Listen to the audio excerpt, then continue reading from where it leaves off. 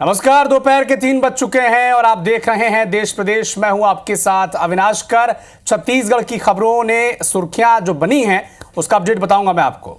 नमस्कार, मैं हूं पुनीत पाठक। बहुत स्वागत है आपका। मैं बताऊंगा आज देश में बड़ी खबरें क्या है। और मैं हूं आपके साथ राहुल सौमित्र। मध्य प्रदेश में कौन सी खबरें बनी हैं सुर्खियां, वो मैं आपको बताऊंगा। यानी छत्तीसगढ़, मध्य प्रदेश समेत देश की हर बड़ी खबरों से अपडेट कराएंगे मिलकर हम 3 एंकर्स आपको एक साथ। तो अगले आधे घंटे आपको बस इतना करना है कि हमारे साथ देश प्रदेश की 30 अहम खबरों को देखने के लिए जुड़ जाना है और बने रहना है आपको हमारे साथ, यानी IBC24 के साथ। शुरुआत करते हैं आज की सबसे बड़ी खबर के साथ में। और आज की जो बड़ी खबर है ये सबको भीतर तक थोड़ा झकझोर रही है, सोचने पर मजबूर कर रही है, क्योंकि जुड़ी है आस्था से, विश्वास से, परंपरा से। तिरुपति मंदिर में दर्शन के लिए सैकड़ों की तादाद में श्रद्धालु, माफ कीजिएगा, दूर दूर से जाते हैं और रोज पहुंचते हैं। मंदिर में हजारों की संख्या में श्रद्धालुओं को तब ठेस पहुंची जब उनको पता लगा कि प्रसाद में कुछ मिलावट है। तिरुपति मंदिर के प्रसाद में फिश ऑयल के मिलावट की पुष्टि भी हो गई।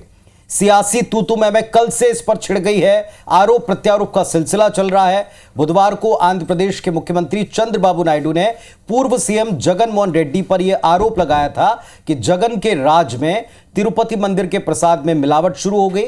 घी की बजाय जानवरों की चर्बी मिलाई जाने लगी। सीएम नायडू के इस बयान पर जगन मोहन रेड्डी ने कहा कि तिरुमाला के प्रसाद पर की गई टिप्पणी बेहद घटिया है। जगन मोहन रेड्डी ने कहा कि मैं और मेरा परिवार इस मामले में शपथ लेने के लिए तैयार हैं। क्या चंद्रबाबू अपने परिवार के साथ शपथ लेने के लिए तैयार होंगे? इस मामले को लेकर जगन मोहन रेड्डी ने हाई कोर्ट के सिटिंग जज से जांच की मांग की है और रिपोर्ट आने के बाद देश भर के लोग गुस्से से हैं। इस वक्त पूरे इस प्रकरण को देख रहे हैं। केंद्रीय स्वास्थ्य मंत्री जेपी नड्डा ने नायडू सरकार से इस पर लिखित में रिपोर्ट मांगी। YSR कांग्रेस की सरकार के शासनकाल के दौरान तिरुपति बालाजी के मंदिर में चढ़ावे के लिए जो लड्डू बनता था वो जानवरों की चर्बी से बनता था। मैं स्पष्ट कहना चाहूँगा नायडू साहब से भी, क्योंकि वो वहाँ के सीएम है, इस बात का निष्पक्ष जांच वो कराएं। जांच करा करके दोषियों को तुरंत कारागार में डालें। सनातनियों को समझना चाहिए कि ये सरकारें हमारा कितना विनाश करने का कार्य करती हैं, हमारे लिए कितना दर्दनाक काम। जो एक हमारे आराध्य है बालाजी, तिरुपति बालाजी, मतलब आप समझ रहे हैं करोड़ों लोगों के आराध्य हैं और कितनी आस्था है लोगों की वहां पर जा जाकर, और उससे सरकारें चलती हैं। उस मंदिर से हिंदुओं से हाथ से छोड़ करके ईसाइयत को व्यक्ति को वहां पर बैठा दिया है। तो ऐसी स्थिति में आशा क्या किया जा सकता है? जैसा जाँच हुआ है उससे स्पष्ट हो गया है कि ना इसमें जो है यह चर्बी मिलाया गया है और मछली का तेल मिलाया गया है। इसकी बड़ी गंभीरता से सरकार को लेना चाहिए और उसके बाद इसको जांच कराने के लिए जो दोषी जो है उसको दंड दिया गया। तिरुपति बालाजी में सब भगवान में लोगों की आस्था रहती है, वहाँ दर्शन पूजन बंधन किए ले जाते हैं। इस प्रकार से धर्म भ्रष्ट करना, पद भ्रष्ट करना, ये जगन मोहन रेड्डी की सरकार में कहीं ना कहीं षड्यंत्र किया गया। ऐसे लोगों के ऊपर त्वरित और निष्पक्ष कार्यवाही की जानी चाहिए और इन्हें सूली पर लटका दिया जाना चाहिए। प्रसाद में कोलेस्ट्रॉल किया था ना, एनिमल कोलेस्ट्रॉल यूज किया था ना, उससे ऊपर वो एविडेंस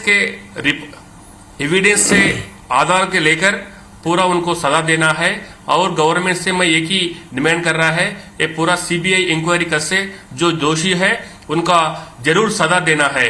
यह बहुत ही घृणित कार्य है और असहनीय है। हम मांग करते हैं कि इस घटना की एक पूरी तरह से निष्पक्ष जांच होनी चाहिए और न सिर्फ इस प्रकार के घृणित और कुकृत्यों पर रोक लगनी चाहिए, बल्कि जो व्यक्ति या अधिकारी इस प्रकार के निर्णय लेने और उनको क्रियान्वित करने के लिए जिम्मेदार हैं, उत्तरदायी हैं, उनके विरुद्ध आपराधिक कार्रवाई करनी चाहिए।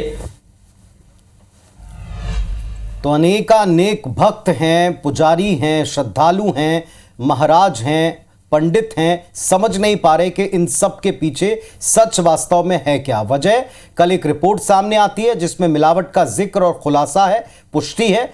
दूसरी तरफ शपथ लेने, कस्में खाने की बात है, परिवार की कस्में खाने की बात नेता कर रहे हैं। मामला कोर्ट तक, जांच तक पहुंच रहा है। इस पर सियासत गरमाई हुई है। इस वक्त इस पर एक बड़ी बहस छिड़ी हुई है पूरे देश में।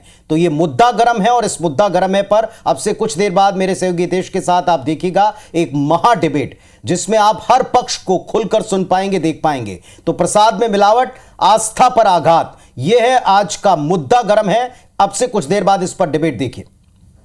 और लेकिन उसके पहले मध्य प्रदेश से खबर है, वो तो जरूर देखिए ना। वो तो मध्य प्रदेश की खबर मैं आपको बताऊंगा।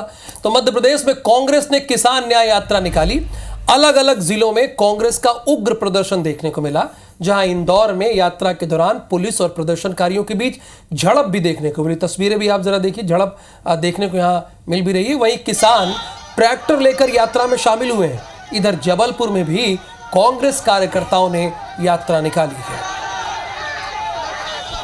ग्वालियर, इंदौर और खरगोन की तस्वीर है, जहां इंदौर में पुलिस और प्रदर्शनकारियों के बीच झड़प भी हुई। असल में कांग्रेस किसान न्याय यात्रा निकाल रही है। जहाँ पे रोक दे वहीं पे बैठना है, कोई हिलना नहीं है। जो हम यहाँ आयोजन करना चाहते हैं वो उस रोड पे होगा। ये प्रशासन की गलती होगी। हमने तो जो प्रशासन ने रास्ता दिया उसी पे जाना है। तो मेरा फिर से आप सबसे आग्रह है कि कोई किसी प्रकार की हठधर्मिता, झगड़ा, पुलिस से विवाद, पुलिस कर्मचारी भी हमारे परिवार के हैं, कुछ नहीं होना चाहिए। सिर्फ जहां रोका जाए वहीं पे आपको बैठ के हमारा विरोध दर्ज कराना और अपनी मांगों को दोहराना है। चलिए, देश और मध्य प्रदेश के बाद छत्तीसगढ़ लिए चलते हैं आपको। लोकसभा में नेता प्रतिपक्ष राहुल गांधी के खिलाफ एफआईआर दर्ज कराने के लिए भारतीय जनता पार्टी ने अभियान छेड़ रखा है। बता दें आपको कि गुरुवार को भारतीय जनता पार्टी ने छत्तीसगढ़ के सभी संभाग मुख्यालय में थाने का घेराव किया, राहुल गांधी के खिलाफ एफआईआर दर्ज करने की मांग की। और इसी कड़ी में रायपुर के सिविल लाइन थाने में भारतीय जनता पार्टी के प्रवक्ता अमरजीत सिंह छाबड़ा ने सिख समाज पर आपत्तिजनक टिप्पणी के मामले में केस दर्ज कराया है। वहीं दुर्ग में विधायक गजेंद्र यादव ने अपने समर्थकों के साथ मिलकर एफआईआर दर्ज कराई है। बिलासपुर में बीजेपी नेता विजय ताम्रकार ने राहुल गांधी पर एफआईआर दर्ज कराई है। यानी रायपुर, दुर्ग, बिलासपुर, इन 3 संभाग के जिला मुख्यालय में राहुल गांधी के खिलाफ एफआईआर दर्ज छत्तीसगढ़ में हो चुकी है। इधर प्रधानमंत्री नरेंद्र मोदी आज महाराष्ट्र के दौरे पर हैं और इस दौरान उन्होंने पीएम विश्वकर्मा कार्यक्रम में शिरकत की, जहां महाराष्ट्र के मुख्यमंत्री एकनाथ शिंदे, डिप्टी सीएम देवेंद्र फडणवीस, अजीत पवार मौजूद रहे। पिछले 1 महीने में प्रधानमंत्री का ये दूसरा महाराष्ट्र दौरा है। 30 अगस्त को महाराष्ट्र के पालघर गए थे, तब उन्होंने छत्रपति शिवाजी की प्रतिमा गिरने पर, खंडित होने पर क्षमा याचना की थी लोगों से। इस पर राजनीति गरमाई थी और आज पुनः वो पहुंचे।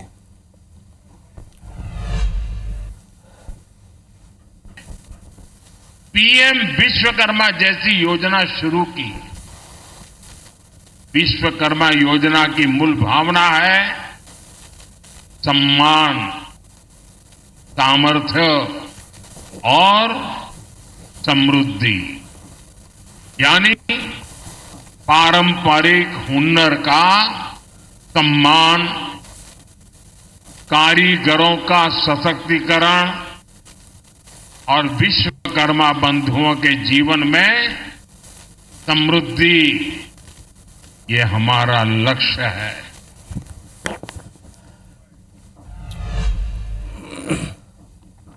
अब मध्य प्रदेश के हरदा से खबर है। यहां विवेकानंद कॉम्प्लेक्स में एक रिटायर्ड इनकम टैक्स अधिकारी डीके ओझा ने एक दलित दिव्यांग युवक को अर्धनग्न करके लात घूंसों से पीटा है। इसके साथ ही पीड़ित के शर्ट से ही नाली साफ करवाई। पीड़ित का कसूर यह था कि उसने कॉम्प्लेक्स के नीचे बनी नाली में पेशाब किया था और इसी बात पर साहब का गुस्सा भड़क गया। पूरी घटना वहां लगे सीसीटीवी कैमरे में रिकॉर्ड हो गई। अब इसी पर आरोप प्रत्यारोप भी शुरू हो गया है। हमारे मोहल्ले के पड़ोसी डीके ओझा को किसी को मार रहे थे, तो हम समझे कि इनकी कार आर में कोई चोरी कर रहा होगा, लेकिन बाद में पता चला कि ये कोई विकलांग था, कोई पेशाब वेशाब का मामला ऐसा हुआ। रिटायर्ड अधिकारी है वो, और रिटायर्ड अधिकारी होने के बाद वो एक दलित व्यक्ति के साथ, ये अलग विषय है कि वो कौन सी जाति का है, ये तो बाद में पता चला कि अनुसूचित जाति के हैं, लेकिन एक दिव्यांग व्यक्ति, एक तरफ हम उनको दिव्यांग का, प्रधानमंत्री जी ने एक शब्द दिया, उनके लिए हम बहुत बड़ी बड़ी बातें करते हैं। पढ़ा लिखा व्यक्ति, पूर्व अधिकारी, जिस तरीके से उन्होंने इस कदम को उठाया है शर्मनाक है। मध्य प्रदेश की धरती पर जहां पर हमने आतंकवादियों को समाप्त करने का काम किया, डकैतों को समाप्त करने का काम किया। इनकम टैक्स का ऑफिसर है, जिस व्यक्ति ने दलित समाज का एक युवक था जो भी विकलांग था, एक पैर से विकलांग था, उसको बेरहमी से मारपीट की क्योंकि वो व्यक्ति एक नाली में पेशाब कर रहा था। कपड़े खुलवा कर उसको नंगा करके वो जो पेशाब है वो साफ करवाई। इधर छत्तीसगढ़ में बलौदाबाजार हिंसा की आग अभी बुझ भी नहीं पाई है और इसी बीच बलौदाबाजार में फिर एक परिवार के 4 लोगों की हत्या हो गई है और इस मामले की जांच के लिए अब कांग्रेस कमेटी के प्रमुख ने परिवार को न्याय समय पर नहीं मिलने पर दोबारा बलौदाबाजार जैसी हिंसा होने की चेतावनी दे दी है। बता दें आपको कि बलौदाबाजार के छरछेद में जादू टोने के शक में 4 लोगों की हत्या कर दी गई थी। हत्याकांड में कांग्रेस ने 7 सदस्यीय टीम का गठन भी किया था। जांच समिति छरछेद गांव पहुंची, पीड़ित परिवारों से मुलाकात की और ढांढस भी बंधाया। जांच समिति के प्रमुख गुंडरदेही के विधायक कुंवर निषाद से IBC 24 ने खास बातचीत की। इस दौरान कहा कि समाज ने उग्र आंदोलन की चेतावनी दी है अगर सही न्याय नहीं मिला तो।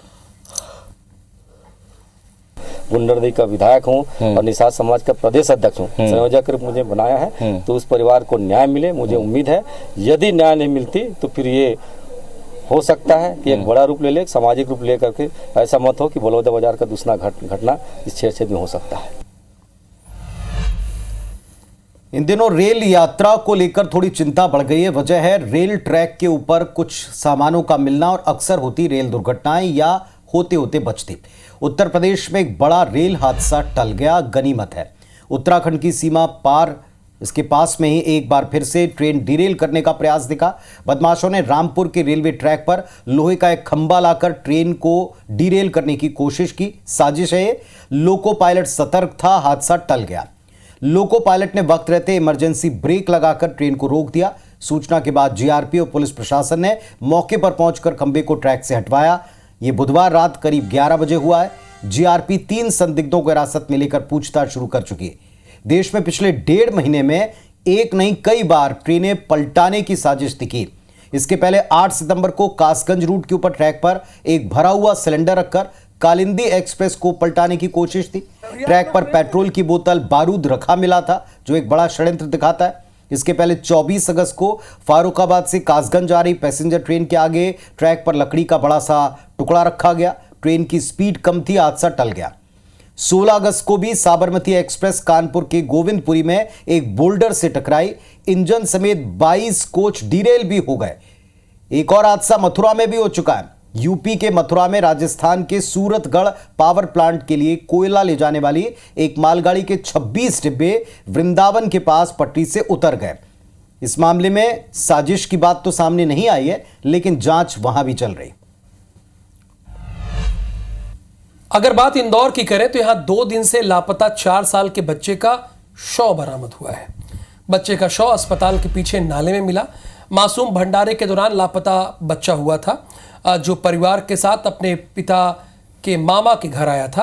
पूरा मामला बाणगंगा थाना क्षेत्र का है। सरकारी किताबों को बेचने के मामले में छत्तीसगढ़ सरकार ने कड़ा रुख अख्तियार किया है। मामले में पाठ्य पुस्तक निगम के महाप्रबंधक प्रेम प्रकाश शर्मा को निलंबित कर दिया गया है। वहीं सूरजपुर जिले में भी जिला शिक्षा विभाग अधिकारी ने सरकारी पुस्तकों को रद्दी में बेचने के मामले में 2 प्यून और 1 गोदाम प्रभारी को निलंबित किया है।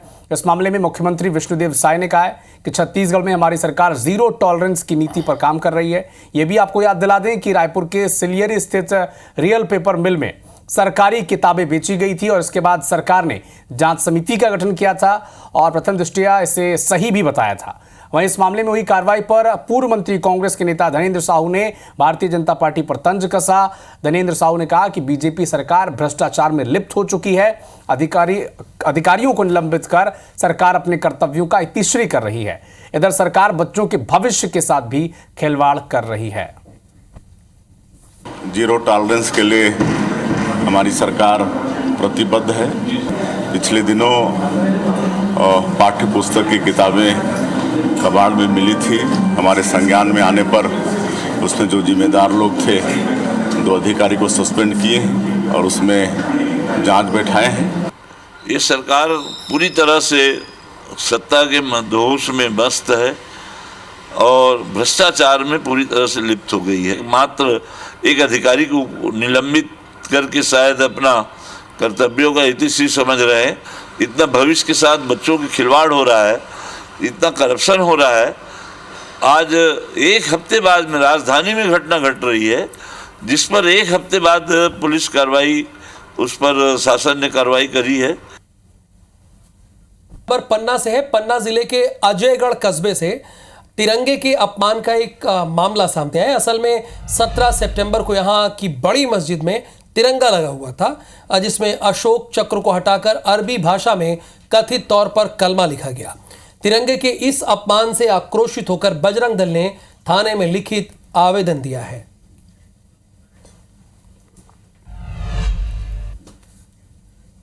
तो प्रसाद में मिलावट और आस्था से महाखिलवाड़, ये आगे जो देश भर का मुद्दा गरमाया हुआ है, इस पर मेरे सहयोगी हितेश के साथ महा डिबेट देखिए अब से कुछ ही मिनटों में। फिलहाल हमको इजाजत दें। नमस्कार।